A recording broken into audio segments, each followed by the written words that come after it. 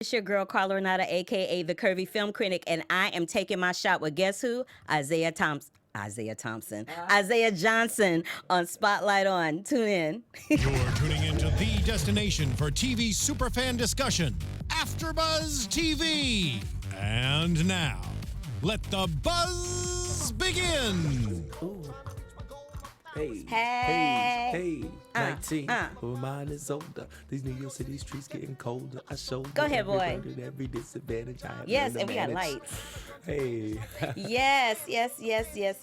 Welcome to AfterBuzz TV and Spotlight On. I am your host, Carla Renata, and I am sitting here with someone that I met at the opening night of Hamilton here in Los Angeles, and we had a selfie fest, honey. It was fantabulous. Mr. Isaiah Johnson, welcome. Thank you so much. Yes. Now, I wanted to talk to you, Isaiah, because we have something in common. Uh-oh. We both went to HU. Come on. Yes. Howard or Hampton? Howard. Yes. Yeah. Oh, so you better know. We the original by HU. son, Yes. The only one. Come on. The only HU. So, talk to me about how you got to Howard University. I fell in love with the city of D.C., and it was the only school I applied to. Kids don't take that as the thing to do. I didn't do the right thing. I should have had multiple submissions, but I only applied to Howard because I wanted to live in D.C. Oh. I fell in love with the people, the history, and I was like, I gotta go to school here. And what happened was I was walking through the halls of the Fine Arts Building after having claimed myself as a political science major. Ooh. I was walking through the halls and I ran into the late, great Al Freeman Jr. Yes, I remember Mr. Freeman. That's right. And he was teaching, man. And, Malcolm X had just come out not too long before. And he played Elijah Muhammad in Malcolm X. Exactly. And I also knew him from The Dutchman and The Sign. But I saw him teaching, and I was like, okay, if ever I'm going to learn this craft and not immediately come out of pocket, at least until my refund check came out, I know that's then right. I better sign up and change my major now. So I did. I changed my major. Wow, Al Freeman tempted you into changing your major to fine arts. Oh, he didn't have to say anything. As a matter of fact, His presence was it. What are you doing in my classroom? Okay, that's a good I tried. That's a good imitation. That is hilarious.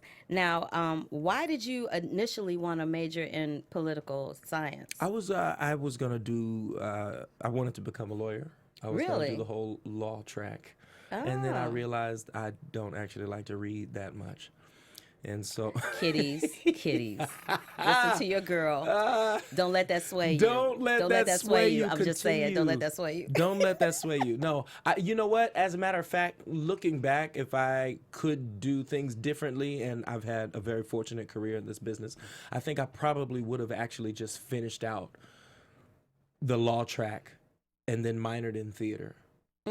Yeah. Yeah, that's what I did. I majored in communications or journalism and minored in drama. That's what right. I did. That's right. Like Denzel. And like actually Lance Gross, the actor Lance Gross went to Howard, did the same thing, majored in communications. There's a bunch of people that went to Howard. Anthony ton. Anderson, I Felicia know, Rashad, yeah. Debbie Allen. The list goes on and on On and and on. on and We could just on. have a whole hour just talking about them. Yeah. But we're going to talk about you.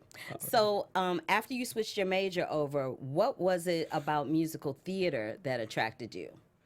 I think, because I'm someone who self-proclaimed to have attention deficit disorder, it was the most kind of engaging and integrating art form that I could find at that time. I mean, it was like 100% focused on dance, acting, and music. And at the time, each department ran their departments separately. So Yes, it's they as if did. you had 3 different majors.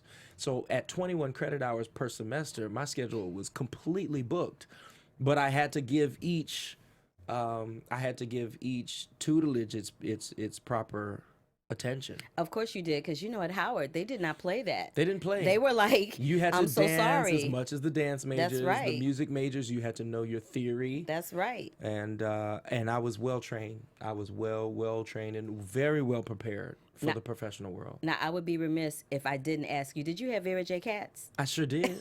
So did I. I sure did. I used to assistant teach with her actually at Duke Ellington High School with Corey Hawkins, who is now an amazing actor, and always yes. has been an amazing actor. Samira Wiley was there at the time, and a bunch of other movers and shakers.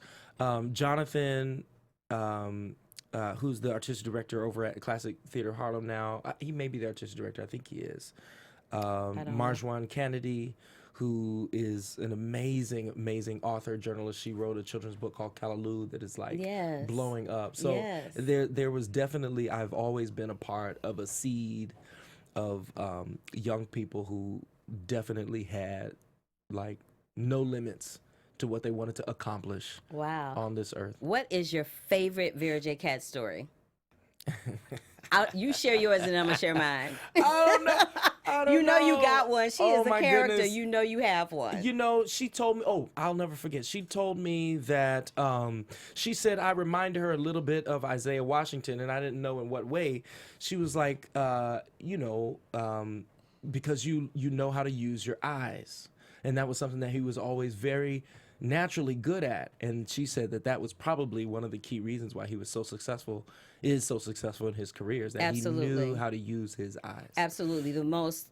In my opinion, the most prolific, most entertaining, most captivating actors that we know today are people that know how to act with their eyes without saying a word. That's right. And I'm still learning how to do that when I'm put on the spot on camera. Yeah, in life it's okay, but Honey, if you have Vera J. Katz, I'm sure it is not a problem. I'll find it. So I'll share my Vera J. Katz story. Please do. So this is really short. So I was I had several jobs, and one of them was at a dinner theater, and the day of the midterm was the Toby's? No. Yes. Toby's? Yes. Oh my God. Okay, wait. There you go. Okay, we are having a moment. Sorry, we are having a moment, y'all. So I was at Toby's Dinner Theater doing Little Shop of Horrors, and we had a matinee the same day of the midterm. Okay. So I went to her. I said, I can't be here. I have to do a show. I'm paying my way through school. Do you know when I came out for that matinee, Vera J. Katz was sitting out in the audience going bravo, bravo, brava, brava, and loud, and we didn't know who it was. And at some point, the lights went up just a little bit where I could see who it was, and I saw that flaming red hair of hers. That's right. And afterwards, she sat down and gave me notes. I was like, "Really, Vera? On the Really?" show. Yep. In purple. Yes, but that's why we, love Miss Vera J. So Katz. much, We love her so much. Now, after you graduated from Howard, how did you get to New York? I would come up to New York maybe once a month during my junior and senior year just to audition, do the open calls, just to see what the competition was like, so that I would know I would need to work on before I moved. And so then once I finished up Howard, I moved to New York and worked several catering jobs. And, the traditional route of an actor when they move to New York. I taught fencing in schools. Okay, wait. Hold up. How did you learn how to fence? When you need a job, man. When you need a job, you better break out that Jamaican accent. Listen, that's hilarious. They needed somebody to teach fencing, and I was like, I would love to learn. And I learned how to fence, and I taught fencing in the schools. And it was actually quite a beautiful thing, because in a lot of, especially the inner city schools, it was the first time any of the African American students had ever seen I'm sure a black man who knew how to fence. I'm sure. And I was able to like open their mind to that and make it fun for them. And so it was super rewarding for me. That's amazing. Yeah. So what, after you had a couple of breaks from teaching fencing to the inner city kids, what was your first break in New York in the theater scene? I did a reading written by Marcus Gardley and directed by Daniel Beatty. Oh, wow. And it was a reading. I can't remember the name of the play. Something about I can't remember. I'm not even gonna butcher it. But what's his name was also in there. Tony winner. Oh my goodness, I can't remember his name. Anyway, don't worry about it. It was a reading. It was just a reading. It was at not Playwrights Horizons, but there's a Circle in the Square. No, playwriting company. Not Labyrinth Theater Company. Anyway, there's an organization who just focuses on bringing out new playwrights and getting new plays read and putting them in front of an audience. And so I did a play reading, honestly, and I became a part of that organization and did a lot more readings. And then I was, after many a dry year, I was gonna apply to get my master's in theater education in this MA PhD program through NYU. And like 2 days after I got the denial letter, I got a call to come audition for the NYU graduate acting program. Wow. And one of the students, actually Cornelius Smith Jr., who... I know Cornelius. That's right, who's a gladiator on Scandal. Yes. He suggested my name for the program to the professors, and they reached out, and I came in and auditioned and got in. Wow. Yeah, and the rest is history, really. It surely is, because shortly after that, or however you want to look at it, you had the opportunity to work with one of my favorite directors, Sam Mendes. Yes. And one of my favorite movies, Far From Heaven. Yeah. Yeah. That's right. Yeah. That's right. I mean, I've had for all those up and coming actors, I'm one of the only actors that you'll meet that has had a very traditional trajectory. I started in DC doing children's theater, pipe and drape theater. You build the set, you roll it up, you fold up your costumes, you get inside of that van, and you travel to the next gymnasium in the middle of nowhere. Yes, sir. I did that for 2 years, and I did a bunch of free plays and community plays. I said yes to everything. Now, see, this is very important. I'm just going to interject here. Yeah. For those of you watching, this is very, very important, because nobody is an overnight success. Nobody just shows up on television or shows up in a hit Broadway show out of nowhere. Everybody has paid their dues at some point. You just don't know about it. Okay, continue. Absolutely. Just say yes to everything. If this is something that you want to do, start by saying yes to everything. And the more that you do it, the more you're around it, the more other better talent you're exposed to, the stronger your talent will become. And then you just work that thing, and stay in it, and stay humble, and stay prayerful, and everything will work out. Now, you might find out that performing might not be your strongest suit. Perhaps you start thinking about, I wonder what would happen if this actor did that. If you're an actor on stage you wonder what would happen if this actor did that, you probably maybe should be a director.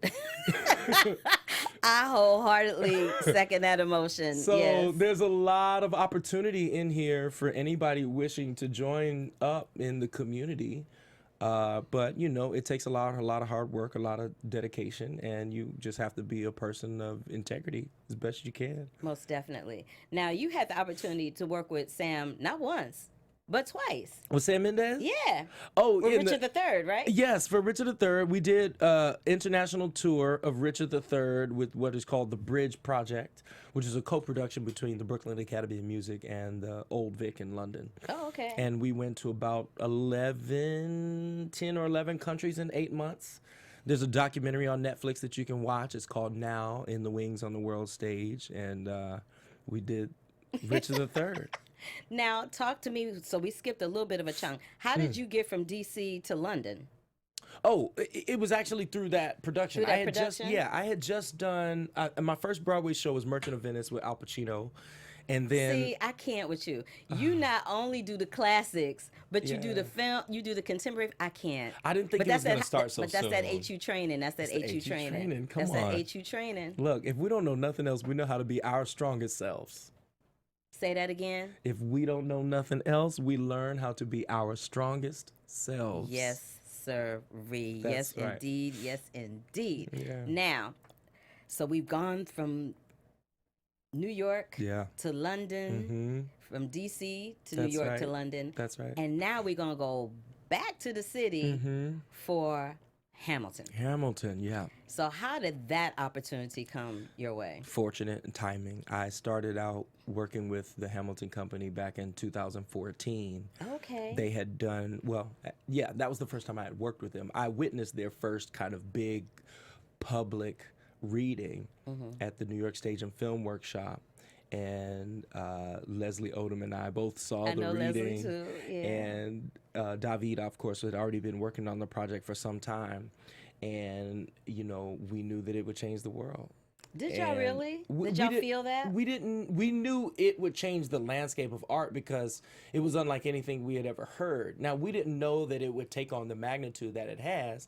And I think that's only literally, once again, because timing. The creators, as humble as they are, they didn't know that it would take on this magnitude. Yeah, I don't think anybody was prepared. I don't think anybody was prepared. Nobody was prepared for the juggernaut that is now called Hamilton. That's because right. it's that not, first of all, LinManuel, Yeah. I saw In the Heights. Yeah. And I knew when I saw In the Heights Yeah. that this was going to be somebody that was going to change the landscape of musical theater forever. That's right. Because nobody, when you live in Manhattan, nobody talks about Washington Heights. That's right. Nope, unless they're talking about Columbia Hospital. Exactly. Nobody is talking about Washington Heights. That's right. So the fact that he created a whole musical around that neighborhood. His neighborhood. Exactly. Exactly the way that neighborhood exists on any given day was I loved him for that. That's right. I loved him so much for that. That's and the right. cast was multicultural. That's right. There were white people, Latino people, That's right. black, a little Just bit like the Heights. Right, just like the Heights. There was a little bit of everything, just Yeah. like the Heights. So I knew when I saw that he was going to change the landscape. That's right. I was so not ready. Yeah.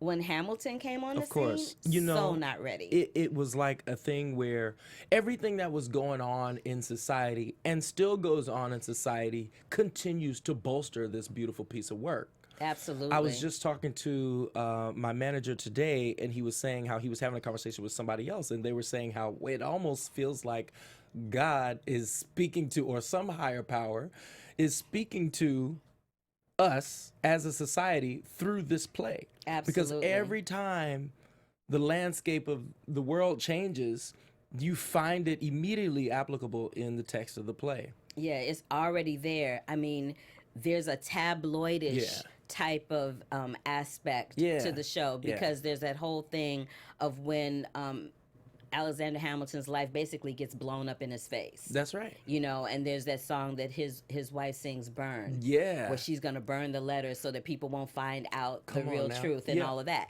So, you know, that is very apropos to a lot of things that happen every day, especially right now. Especially with right this now. whole sexual harassment thing, people popping up every 2 seconds, getting called out. That's right. It really speaks to that. Yeah, I came into work last night. I came into work last night saying like, "Ooh, Hamilton picked the wrong day to cheat on his wife." Right? You know what I mean? Like we just but then we had some conversation about it. And I was like, this is why I love doing what I do, because I get to come to work every day and I get to pour into this piece of work my thoughts and feelings about these very relevant issues. Talk to me about the preparation for this particular musical, because for those who have not seen it, and believe it or not, there's still some people that have not seen it. That's hard to see. I wouldn't be one of them because I've seen it twice. I know. So there's that. Yeah. But and my good girlfriend Yvette Nicole Brown, I don't even know how many times she's seen it. She's seen it like a zillion times. Aw. But for those who have not seen it, there's that is it reminds me very much of Dreamgirls, where there's that whole. It's rapping, but back in the day when it was Dreamgirls, it was called recitative. Yes, that's that talk singing type of thing. That's right. So, talk to me about how difficult that is. Has anybody ever gone up? Of course. Because I can't even imagine going up on your lyrics in that show and recovering, because it's too fast. Yes, it's too fast. There's a moment when I come in for the second cabinet battle. And I'm not even going to try to recite what I'm supposed to say now because my brain is fried. But yeah, don't do it. Don't do it. Don't do it. And I don't it. want to give it away. You got to come see the show. Right. And I go into the scene and I have this big intro before Thomas Jefferson starts rapping in the cabinet battle. And you're George Washington. I'm George Washington in the play. And I completely forget what I was supposed to say. I started saying it, but then something that I was saying didn't quite make sense. And I was just like, what? And then I just looked to the audience. I said, I'm sorry. I lost my train of thought. Jefferson? I love and you I went for that. and sat down. I love you for that. Because seriously, the lyrics in that show are so rapid fire fast that I can't even imagine going up and trying to recover from that. Yeah. So you did the best possible thing you could do in that situation. I did the best I could do. And the thing about it is, it may seem like I just threw him under the bus, but I totally didn't, because he had to start rapping at a certain point, so I had to sit down. Like, wow. I couldn't keep trying to get it together. I had to just turn it over so he could do his thing. Not at all. Not at all. Yeah. And talk to me about your preparation for being a cast member of the show, because you said you became familiar with it in 2014 That's at that right. reading. Were you a part of that reading at that time? I wasn't a part of the reading. I was a part of the very next kind of manifestation of the project that they did, which is what we call a lab production, which was the first time that they had ever taken it from reading the play solely to actually putting it on its feet with choreography, with costumes, and blocking. I did that production because Chris Jackson, who the role was. I know Chris. Yeah, he was that's our right. Simba in Lion King. Oh wow, yeah. Mm-hmm. Who Chris Jackson, who originated the role brilliantly, was doing "Holler If You Hear Me," the Tupac story at the time Yes. on Broadway. Oh, I remember this. That's right. And then so when we did that lab production, he was stuck in that contract and couldn't Right. get out. So then when it came time for the production to move on to the public theater and then subsequently to Broadway, "Holler If You Hear Me" closed early. And so they brought Chris back. Of course. I mean, it was perfect timing. It couldn't have been timed out any better. So you got your part back. I did. I They looked love out that. for me. They looked out for me. I love that They're were really loyal good to you people. in that respect, because that doesn't always happen, as you very well know. Absolutely. They're very loyal people. I mean, you can tell, like a lot of people that worked on the show also did in the Heights. Yep. They believe in developing a huge community family of artists that produce good work, and they depend on them, That. which is a good place to be. So I'm so fascinated at how you couldn't have had a traditional rehearsal process for this. It couldn't possibly have been the traditional rehearsal process where you do your music in the morning, you do your blocking and choreography and stuff in the afternoon, and run through it at the end of the day, and then come back and then go to the next section. Like you guys had to have drilled just that opening number alone zillion times. Oh yeah. Like, what was the rehearsal process for that? We still rehearsed for about 4 weeks. What we did was, I think they still follow this kind of mode for the rehearsal processes now with all the subsequent companies, is that they rehearse the music for the first 2 weeks, just music, really getting into the music. And then after that, they start pulling certain people aside to work on specific scenes. And then you go from like being with your whole company working on the music to then not seeing each other for the next 2 weeks, and then all of a sudden you all come back together to do a run through. Oh no, for 2 weeks? I know, but it's beautiful because when you come back together to do the run through, you see what everybody's been working on in the other room, and Oh, you're my like goodness. amazed. I would be frightened out of my mind. I know, but everybody has a wonderful experience, but also a different experience. The dancers go in, and Yeah, that sometimes dancing is no joke. the principals, we don't see them for days during the rehearsal process, and then we come to put what we've been working on and what they've been working on together, and it's a beautiful thing because we're audience members for each other's work in the rehearsal process, so Okay. that builds this immediate respect and admiration for your colleagues. Okay. Yeah. What is your most fondest memory of being a part of this production thus far? You know what? I'll never forget that lab production because everybody in the room, none of us knew what was happening. The creators, we didn't know what was happening. We just were trying to move forward the best way we could with the information we had, and it was all just coming together. Each day the thing was coming together, and then we did 3 performances for invited audiences. And I think everybody's lives was changed in the process, you know what I mean? And I'll never forget the looks on the audience's faces when they saw all these people of color Let's come talk out about in the that. parchment. We didn't realize until we saw them looking at us and the looks on their faces. We were like, what?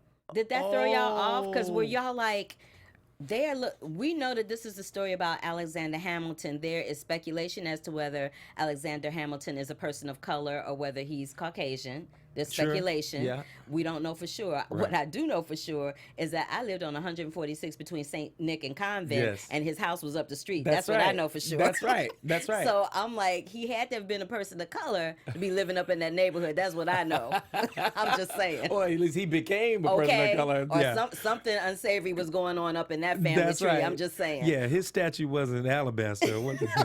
Yeah. I'm just saying. Yeah. But having said that, that must have been daunting. Like, did it throw you guys off to go, uh-oh, are they looking at us like we're crazy? Are they looking at us because they've never seen something like this before? Or are they looking at us like they're excited to see what's about to come next? You know, I don't know. For me, it was like I was a little sketched out at first because I didn't realize what they were seeing because we never looked at ourselves in that way. I can imagine. But then I was just like, wow, the beauty, and in the age of, pants sagging and, coming out the house looking any kind of way, to see these people of color dressed tight in this very colonial but like well done Paul Tazewell, the perfect Paul Tazewell treatment, Yes. the costume designer. But y'all are dressed in the Parliament outfits, Lift it up. but the hair is contemporary for a lot of cast It members. is that's right. The hair is contemporary. You But, guys like, aren't wearing that traditional, yeah, Parliament type of hair. No, exactly. But it was like,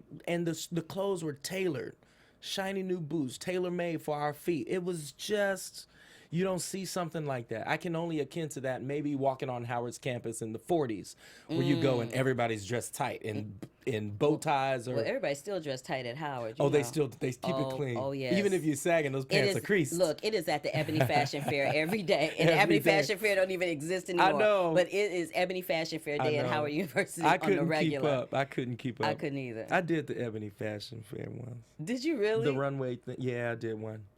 Stop it. I did You one. are not old enough to remember the Ebony Fashion Fair. Sure I am. Well, of course you are, because you. Okay, never mind. We won't go there. Uh-huh. Too bad, too sad. Wait, who was in Little Shop? Was it Daniil? Was anybody in the fine arts program? Ooh, you did not say Daniil. Was Daniil okay, in wait. there? No, Daniil wasn't in my little shop, but Daniil was my understudy in Avenue Q on the tour. There you go. And then she took Get over. outta She took here. over the tour when I left, and she took over for me on Broadway when I left. See? That is hilarious. Hilarious. I'm sitting with royalty, y'all. You are not sitting with royalty, but back to you. So we were talking about the dress, Yeah. about you guys being in those tight outfits Yeah. and the really contemporary hair, and people looking at y'all like, huh? Yeah, totally. It was anything they've never seen before. It was anything we've never seen before. It was, and it still is. It still is, I mean, to see, me come out in the George Washington, it's almost an exact replica of the George Washington military coat. Now let's pause on that for a second.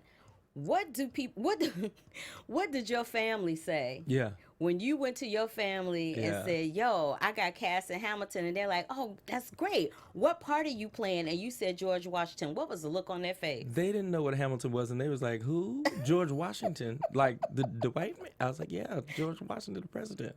They were like, oh, okay, let me know how that goes. But it was new on the scene. They didn't know. That is hilarious. What are they saying now? Oh, my God, they loved him. My father was at opening. You might have saw Oh, him. he was? He was There at were opening. so many people There there. were I don't know so if I many saw people. him. He was the tallest person in the room. Like, I'm surprised y'all saw each other. It was I so know. many I didn't even make people. it to the step and repeat. I didn't even make it. There were so many people. I Yeah. don't think I've ever seen an opening night party that large in Los Angeles. Really? The last time I Well, at least not for theater, for sure. let me tell you something. Last time I personally saw something like that in Los Angeles, that big of a magnitude, was twice. When Book of Mormon came through, Yeah.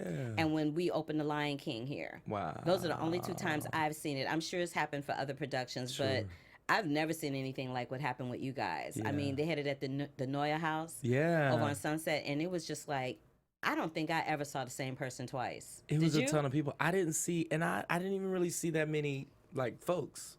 But I'm a terrible smoozer. Like, I like talking to people. You know what I'm saying? So I can literally tell. only talked to, like, 2 or 3 folks. I met Jimmy Smits, though. Did you? I met Jimmy Smits. That was a highlight. Did you take a picture? No, I don't ask for pictures. You don't? No. Dude. I don't ask for pictures or autographs. You don't? No. Okay, I can understand autographs. But let me tell you what my mama told me about pictures, because I used to be like that. Okay. My mother said that taking pictures, you're going to always want, at some point in your life, you're going to want to look back at this moment, and you're not going to have any pictures to document it. So take a picture as often as you can, because when you get older, Yeah. you'll want to look back fondly on these memories. And if you don't have any photographs to look back on, it's like, That's true. Not to mention that it actually preserves the memory for those who might have a genetic predisposition to Alzheimer's. and then there's that too. It may bring them back, for just a second. Yeah. So we love that. Wow. What else can we talk about Hamilton? How about working with Lin? Yeah.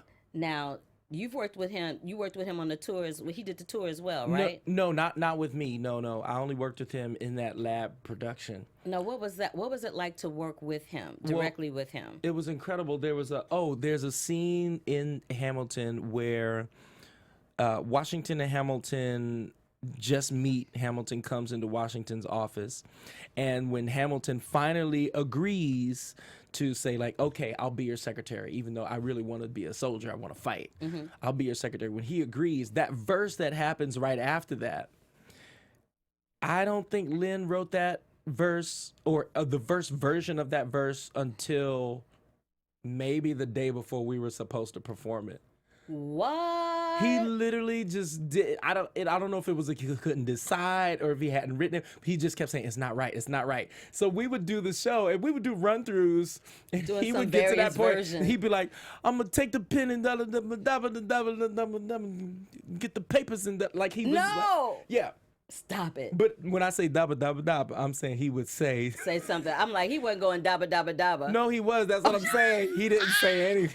Stop it. Yeah, because he was like writing it as he goes along, and he kept his mind open to see what information would come from playing the scene. And I thought that was a pretty brilliant way of working that I'd never seen before. Now, how do you feel about? It's very rare that someone takes the opportunity to write a show and then star in it. Like, that's huge. Sure. Yeah. Huge, huge, huge. Yeah. Is that something that, in the future we might see from you? Would you want to write a project and star in it yourself? I don't think I would. I don't think I'd have the strength to bear that much responsibility. If I did write myself into it, I definitely wouldn't. I would write myself as like a Secondary character. Yeah, which funny enough, in my opinion, I think Lin actually did do that. Even though it's called Hamilton, when you look at the development of the characters, I feel like Hamilton's characters actually probably developed the least in terms of like making a full change. Yeah, it's more about Aaron Burr a little bit, I think. Yeah, and I thought that was quite brilliant that he put himself in the centerpiece to watch everybody else around him shine. You know what? That's a good point. That's a really good point. Which is very much in keeping with the way that the whole business of Hamilton is unfolded. You know what I'm saying? Like, he's provided so much opportunity for everybody else to shine. And I think it is, the thing that makes him happiest is to watch his comrades, their careers just take off. That must be that. Because of something that he created, created and started. I think that there's got to be no greater joy than that. I'm sure. Now let's move away from Hamilton for a second. And let's talk about what is going on with you now. How has Los Angeles been kind to you? Yeah, man. I get free sun with my rent. And access to the ocean. I didn't get that in New York. I know. It feels like we get free paradise. access to urine smells and concrete in New York. That's what we get in New York. That's what you get access, and cold. And cold. But that LA's Hudson been River great. cold. LA's been great. I'm thankful for all of the fans that have sent me mail and socks and pictures and little creations. Thank you so much.